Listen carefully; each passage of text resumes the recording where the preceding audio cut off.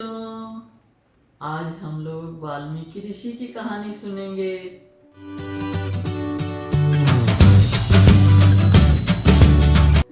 वाल्मीकि ऋषि कौन थे जानते हो बच्चों? वाल्मीकि ऋषि च्यवन ऋषि के वंशज थे, परंतु वो गलत संगत की वजह से डाकू बन गए थे। और रत्नाकर जब डाकू थे तब उनका नाम रत्नाकर डाकू था।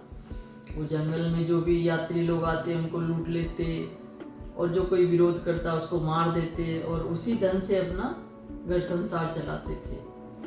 तो एक बार सप्तऋषि को बड़ा दुख हुआ कि देखो च्यवन ऋषि का वंशज है और दस्यु का जिंदगी जी रहा है, कितने पाप इसके ऊपर जमा हो गए हैं। तो एक बार सातों ऋषि आते हैं और रत्नाकर को समझाते हैं। रत्नाकर के पास जब आते तो वो बोलता अरे वाह, आज तो 7 जन आ गया, मुझे बहुत सारा धन मिलेगा।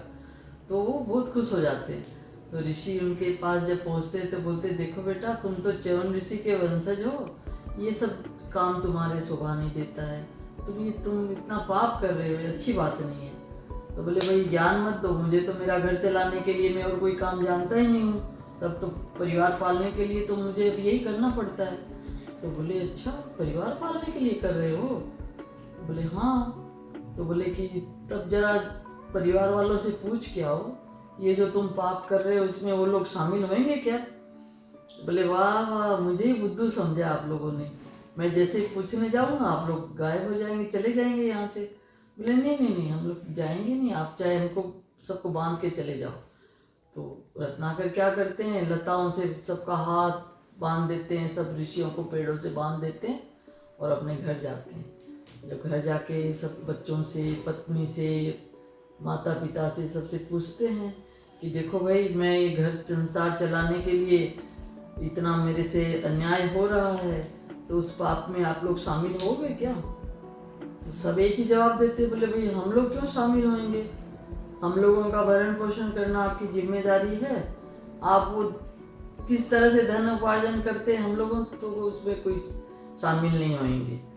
तो रत्नाकर को बहुत आघात लगता है कि अरे ये तो मैं तो गलत काम कर रहा हूँ। तो ऋषियों के पास आते हैं, उनको प्रणाम करते हैं, उनका बंधन खोलते हैं, बोलते हैं कि महाराज सचमुच में मुझसे तो बड़ी गलती हो गई, वो तो कोई भी मेरे पाप में शामिल नहीं होंगे। तो बोले कोई बात नहीं है, अभी जो हो गया सो हो गया, परंतु तुम अभी भी ध्यान साधना करके अपने पापों का प्रायश्चित कर सकते हो। तो बोले कि भाई कैसे करना होगा? तो बोले तुम राम राम सतत रटन करो और एकदम उनको विधि बताते हैं कि भाई अपनी चेतना जो है उसको त्रिकुटी में ले जाओ और अपना उद्धार करो। तो रत्नाकर बोलते हैं कि नहीं भाई, मुझे तो मार सबको मारता हूँ, तो मार ही आता है, राम राम नहीं आता है। तो बोले कोई बात नहीं है, इसको भी सतत बोलोगे तो राम राम हो जाएगा। तो बोले हाँ ये बात ठीक है, ये मैं कर सकता हूँ। और वो रत्नाकर जी वहाँ बैठ जाते उसी समय समाधि में एकदम, और भाई सातों ऋषि का आशीर्वाद भी मिल जाता है, तो उनका ध्यान एकदम एकाग्र हो जाता है और वो इतने सतत बैठे रहते हैं कि उनके ऊपर में दीमक है पूरा घर बना लेते हैं मिट्टी का। तो दीमक को संस्कृत में वाल्मीकि बोला जाता है। तो वो इतना दीमक का घर हो जाता है, तब वो इनकी एकदम तेज फूटने लग जाता है उनकी चेहरे से, उनकी जो समाधि लगी हुई थी उसमें से। तो इतने महान ऋषि बन जाते हैं वो। और अब हम लोगों के सनातन धर्म में सबसे पहला छंद वाल्मीकि द्वारा ही रचा गया था। तो इतने महान वो ऋषि बन गए, इतने महान रामायण के रचयिता वाल्मीकि जी बन गए। जो डाकू थे परंतु उनको सदराह मिली, संतों का साथ मिला, संतों का आशीर्वाद मिला, तो उनका जीवन धन्य हो गया।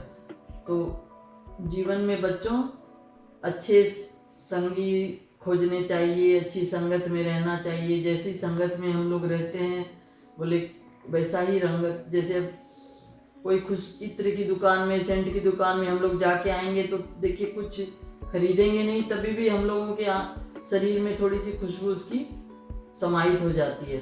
और वही अगर कोयले की जगह जाएंगे तो थोड़ी कालीन भी लग जाएगी। इसीलिए जीवन में मित्रता करने के लिए, काम करने के लिए अपनी संगति की तरफ जरूर ध्यान देना चाहिए। और हम लोग यही सबक इसमें सीखते हैं कि देखो अच्छी संगति का अच्छा प्रभाव होता है और जीवन का विकास होता है।